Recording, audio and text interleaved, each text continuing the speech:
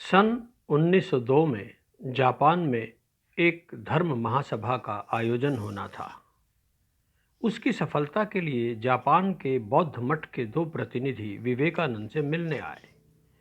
Doctor Okakura ने स्वामी जी को कहा कि जापान में जड़ सभ्यता की तो बहुत प्रगति हो रही है, किंतु वहां धर्म का अभाव हो रहा है।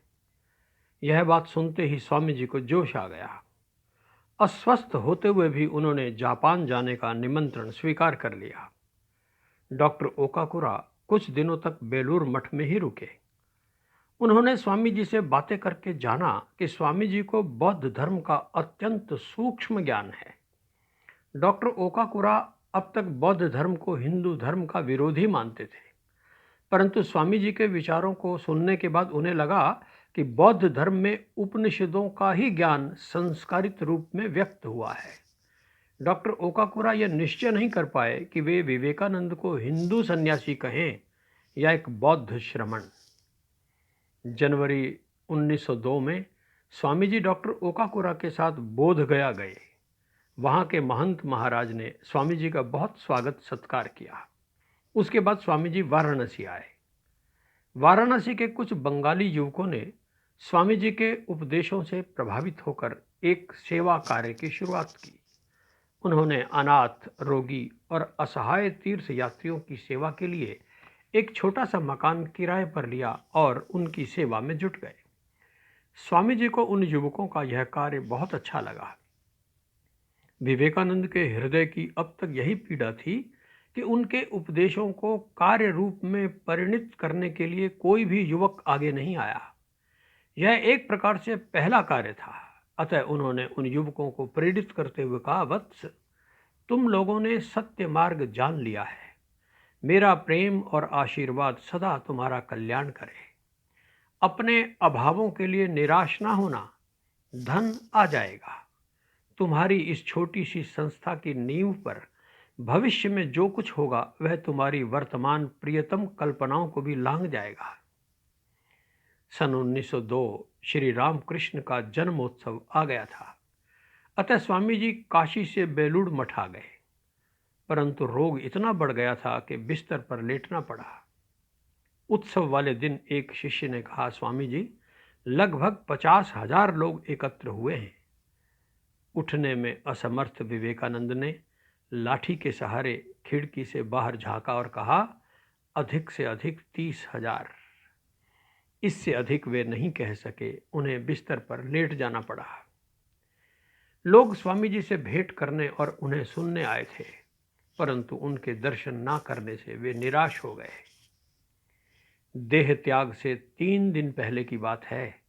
स्वामी जी ने अपने सन्यासी मित्रों और शिष्यों से एक स्थान पर उंगली से इशारा करते हुए कहा, मेरे मरने के बाद मेरा अंतिम संस्कार इस स्थल पर करना। सब ने चुपचाप सुन लिया। किसी के मन में कोई भी बात नहीं उठी। आज उसी स्थान पर स्वामी विवेकानंद का समाधि मंदिर बना हुआ है। उस दिन बुधवार था, एकादशी थी। स्वामी जी का उपवास था। सुबह के भोजन के समय उन्होंने इच्छा प्रकट की कि वे अपने हाथों से अपने शिष्यों को भोजन परोसेंगे। ऐसा कहकर वे सभी को विनोद पूर्वक भोजन परोसने लगे। उस दिन शिष्य बहुत प्रसन्न थे। उन्होंने स्वामी जी का बालकों के समान उनसे हंसी मजाक करना उन सबको बहुत भाया। भोजन के अंत में वे अपने शिष्यों के हाथ धुलाने के बाद तौलिए से उनके मुंह और हाथों को भी पोंछने लगे। एक शिष्य ने आपत्ति की, कहने लगा, स्वामी जी, यह काम तो मुझे करना उचित है। मैं आपका सेवक हूं, मैं आपसे सेवा नहीं ले सकता। विवेकानंद ने मधुरता से कहा, क्या ईसा मसीह ने अपने शिष्यों के पैर नहीं धोए थे? शिष्य क्या कहता? वह जानता था कि वह दिन तो ईसा मसीह का अंतिम दिन था। अतः उसका गला भर आया, दोनों होंठ हिले और बंद हो गए। 4 जुलाई 1902 सुबह उठते ही स्वामी जी सामूहिक ध्यान में शामिल होने की बजाय अतीत की बातें, पुरानी बातें याद करने लगे। फिर उन्होंने मठ में काली पूजा करने की इच्छा प्रकट की। उन्होंने काली के मंदिर की खिड़कियां और दरवाजे बंद कर दिए। 3 घंटे तक पूजा में मग्न रहे। सीढ़ियों से नीचे उतरे तो गुनगुनाते हुए उतरे, मन चल निज निकेतने। चेहरे पर अपूर्व उल्लास था। आज दोपहर का भोजन सभी शिष्यों के साथ किया। वे सभी के साथ हंस हंस कर बातें कर रहे थे। दोपहर 1:15 उन्होंने शिष्यों को लघु कौमुदी व्याकरण का पाठ पढ़ाना शुरू किया। विषय नीरस होते हुए भी वे 3 घंटे तक पढ़ाते रहे। रोचक कहानियों और हास्य द्वारा वे विषय को आकर्षक बनाते रहे। संध्या आरती के बाद वे अपने कमरे में आए। एक ब्रह्मचारी उनके कमरे में रहा करते थे। स्वामी जी ने सारे खिड़की दरवाजे खुलवा दिए। ब्रह्मचारी को बाहर बैठकर जप करने का आदेश दिया। स्वयं जप माला लेकर पद्मासन में बैठ गए। 1 घंटे बाद अपने बिस्तर पर लेट गए। ब्रह्मचारी जी ने आदेश पाकर पंखा करना शुरू किया। रात को 9 बजे थे। सहसा स्वामी जी का हाथ कांपा।